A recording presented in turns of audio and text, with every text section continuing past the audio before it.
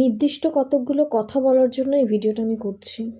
কথাগুলো লেখার মতো মানসিক স্থিরতা এই মুহূর্তে নেই যে গুছিয়ে সবটুকু লিখতে পারবো। গতকাল সুপ্রিম কোর্টের রায় আপনারা প্রত্যেকেই জানেন যে 2016 যারা আনটেন্টেড টিচার্স আছেন তাদের চাকরির মেয়াদ 31শে আগস্ট অবধি এক্সটেন্ড করা হয়েছে। তো এই যে খবরটা হয়তো অনেকের কাছে খুব আনন্দের, তবে আমার ব্যক্তিগতভাবে মনে হয়েছে এটা একটা স্বস্তির খবর। আনন্দের এই কারণেই নয়, তার কারণ এটা কোনো সমাধান নয়। দ্বিতীয়ত, আজকে এই দিনটা দেখতে হচ্ছে যে কারণে, সেটা আমরা ডিজার্ভ করি না। কোনো রকম কোনো দুর্নীতির সাথে না জড়িয়ে থাকার পরেও অকারণ আমাদের প্যানেলটাকে বাতিল করে আমাদের চাকরিগুলোকে কেড়ে নেওয়া হয়েছে। অথচ সেই দুর্নীতির দায় যাদের, দুর্নীতির সাথে প্রত্যক্ষ বা পরোক্ষভাবে যুক্ত যে আধিকারিকরা, যে মানুষগুলো, তাদের কোনো সাজা হতে আমরা দেখলাম না। কিন্তু আমরা নির্দোষ হয়েও এই সুন্দর বিচার ব্যবস্থার কবলে পড়ে এবং কিছু স্বনামধন্য উকিলের রাজনৈতিক উদ্দেশ্য চরিতার্থ করার কারণে আমাদের চাকরিটা হারাতে হলো। তো যাই হোক, যেটা বলার সেটা হলো যে এই যে এক্সটেনশনটা হলো, এতে আমরা প্রত্যেকে একটা মানসিক স্বস্তি অবশ্যই পেয়েছি। তার কারণ এই লড়াইটা এখন অনেক দিন চলবে এবং দীর্ঘ লড়াই চালিয়ে যাওয়ার জন্য অর্থনৈতিকভাবে একটা নিরাপত্তার প্রয়োজন হয়। বিশেষ করে আইনি লড়াই আমাদেরকে বহুত দিন ধরে লড়তে হচ্ছে রাস্তার লড়াইয়ের পাশাপাশি। সেই আইনি লড়াই যথেষ্ট ব্যয়বহুল, তাই সবটুকু মিলিয়ে অবশ্যই এই মুহূর্তে এটা একটা সাময়িক অক্সিজেন দেওয়ার কাজ করছে।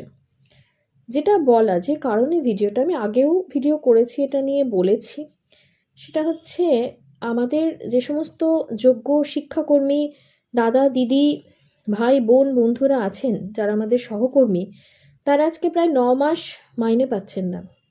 সামনে বড়দিন, উৎসবের মরশুম আসতে চলেছে, সবাই মেতে উঠবে উৎসবে।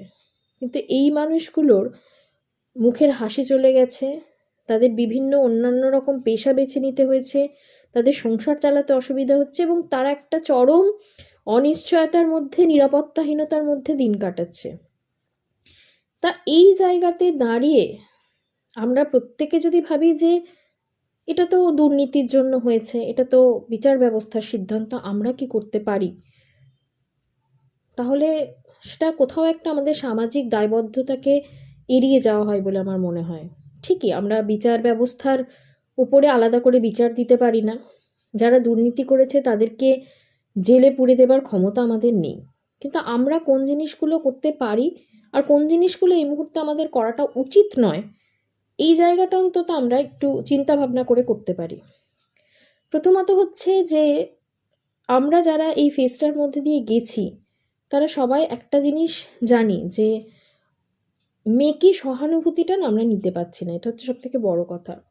তাই যারা অন্তর থেকে সেই সমস্ত যোগ্য শিক্ষাকর্মীদের প্রতি, যারা বঞ্চিত, যারা চরম হতভাগ্য, তাদের প্রতি প্রকৃত সহানুভূতিশীল, তারা তাদের পাশে থাকুন। বারবার বলবেন না যে তোমরা ভয় পেও না, তোমরা দুশ্চিন্তা করো না, কি হয়েছে, সব ঠিক হয়ে যাবে, আমরা তো আছি। এই কথাগুলো না শুনতে ভালো লাগছে না।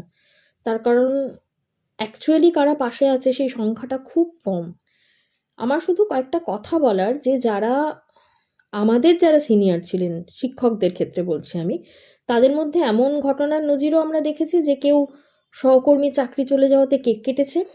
আবার এমন অনেক মানুষকেও আমরা পাশে পেয়েছি যারা রাস্তায় চিৎকার করে বলেছে যে আমার এই সহকর্মীর চাকরি আমি ফেরাবার জন্য শেষ দিন পর্যন্ত রাস্তায় থাকবো। দুটো ধরনের মানুষই ছিল, একটার সংখ্যা অনেকটা বেশি, একটার সংখ্যা কম, কিন্তু ছিল। তো যোগ্য সহকর্মীদের ক্ষেত্রেও তাদের যারা আছেন আশেপাশে, তাদেরকেও রাস্তায় কিন্তু তুলনামূলক খুবই কম দেখা গেছে। এবং এক্ষেত্রে প্রধান শিক্ষকদের একটা বিশেষ ভূমিকা থাকা দরকার। একটা বিদ্যালয়ে কিন্তু নন টিচিং স্টাফদের কাজের যথেষ্ট গুরুত্ব আছে, এবং এটা আমি এতটাই হয়তো জোর গলায় বলছি তার কারণ আমাদের বিদ্যালয়ে দীর্ঘদিন এই পদগুলো কাজ আমরা নিজেরা করেছি লোক না থাকার কারণে। আমি ব্যক্তিগতভাবে ঘন্টা বাজিয়েছি, বাথরুমে গিয়ে মোবাইলে বাথরুমের করুণ অবস্থা, দেওয়ালের করুণ অবস্থার ছবি তুলে এসআই অফিসে পাঠিয়েছি। এসআই অফিস থেকে ওই বই পুরো কি বলে টোটো ভর্তি বই নিয়ে একা একজন ম্যাডাম হয়ে স্কুলে ফিরেছি। তো যা যা কাজকর্ম করা উচিত, আবার কম্পিউটারেও বসতে হয় আমাদেরকে, তো সবটাই করেছি। তাই আমরা জানি যে এই কাজগুলো করা যথেষ্ট হেক্টিক। একটা বিদ্যালয় চালাতে যেমন শিক্ষক শিক্ষিকার প্রয়োজন একাডেমিটা সামলাবার জন্য, অন্যান্য কাজের জন্য, ঠিক ততটাই কিন্তু গুরুত্বপূর্ণ শিক্ষা সহায়ক কর্মীবৃন্দ। তাদের কাজটাকে ছোট করে দেখাটা একটা কুরুচির পরিচয়। এবং এই যে তাদের এই অসহায়তার দিনে আমরা তাদেরকে এতটা নেগলেক্ট করছি, কোনো ভাবছি না তাদের নিয়ে, আলাদা করে কিছু বলছি না, এটার অর্থ কিন্তু আমরা ওই কাজগুলোকেও অস্বীকার করছি। আজকে যখন নতুন আবার রিক্রুটমেন্ট হবে, আশাই করব আমরা হবে, জানি না কি হবে, তো সেক্ষেত্রেও কিন্তু যে পদগুলোতে নতুন যারা যোগ্য শিক্ষাকর্মী আসবেন তাদের কাজটার প্রয়োজন আছে বলেই তারা আসবেন। তাই যারা ছিলেন তাদেরও প্রয়োজন আছে বলেই তারা ছিলেন। যারা দুর্নীতির সঙ্গে যুক্ত, যারা টাকা দিয়ে চাকরি পেয়েছে, কোনো ম্যানিপুলেশন করে চাকরি পেয়েছে, তাদের কথা আমি বলছি না, কিন্তু হাতে গোনা যদি 100টা মানুষও যোগ্যতার সাথে চাকরিটা পেয়ে থাকে, তাদের সাথে যে নোংরামিটা, যে অসভ্যতাটা, যে অন্যায়টা, যে বঞ্চনাটা করা হলো, তার সত্যি কোনো ক্ষমা হয় না। কোনো মেন স্ট্রিম মিডিয়া বারবার বলে না যে এই মানুষগুলোর কি হবে। কোনো নিউজ পেপারে তারা হেডলাইন হয় না, হলেও একদিন দুদিনের পর হেডলাইন হারিয়ে যায়।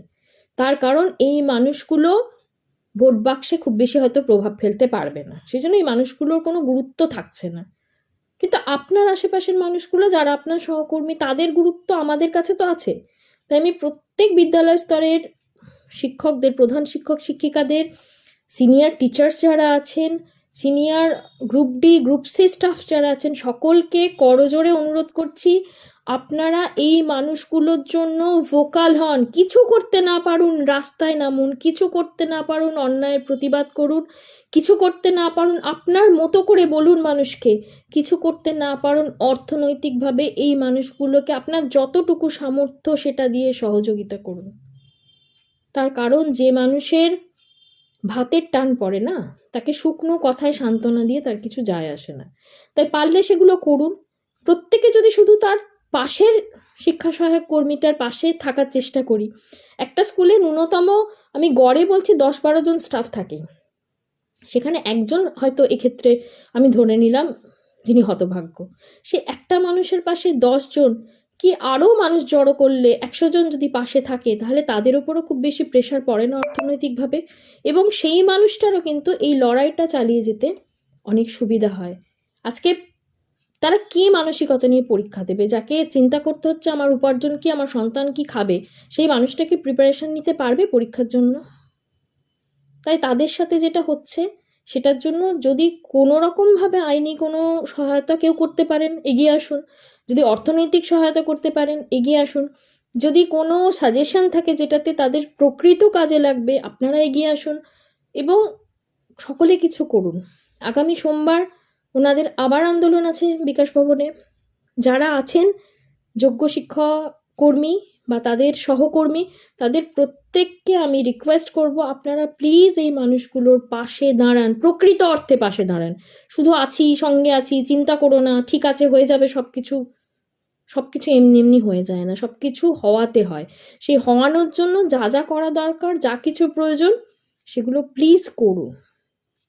আমরা প্রত্যেকে আশা করি 25শে ডিসেম্বর কোনো এক স্যান্টা এসে আমাদের সব উইশ পূরণ করবে। কারো জীবনে স্যান্টা ক্লজ হতে হয়তো পারবেন না, কিন্তু মানুষের দুর্দিনে তাদের এই লড়াইয়ে যদি আপনার ক্ষমতা দিয়ে আপনি যতটুকু পারবেন পাশে থাকেন, তাহলে এই মানুষগুলো কিন্তু আপনাকে সারা জীবন মনে রাখবে। এই চেষ্টাটুকু করুন। প্রত্যেকে ভালো থাকুন। আমি আমার মতো করে আমার পরিচিত যোগ্য শিক্ষাকর্মীদের পাশে আছি, থেকেছি, তারা খুব ভালো করে আমাকে চেনে, যে মুখগুলো চেনার, তাদের আন্দোলনেও থেকেছি, সোমবার পারলে আবারও থাকবো। আপনারাও আসুন, এদের কথাগুলো সমাজের সামনে তুলে ধরুন। এরা প্রকৃতভাবেই বঞ্চিত, এরা প্রচণ্ড যন্ত্রণার মধ্যে আছে।